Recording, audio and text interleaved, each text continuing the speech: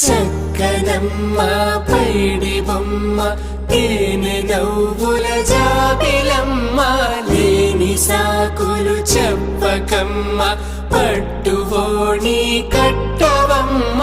నాన్నయదపై నిన్నటిదాకా అల్లరి ఆటలు ఆడినా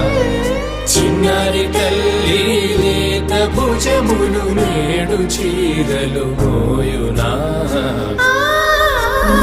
చెల్లో తురిమిన మంచి సంపంగులు మెల్లో మిలమిల మెరిసే హారములు అల్లో నీరేలంటే ఆ కన్నులు అమ్మ ఒళ్ళో కంటాయంట తన కలలు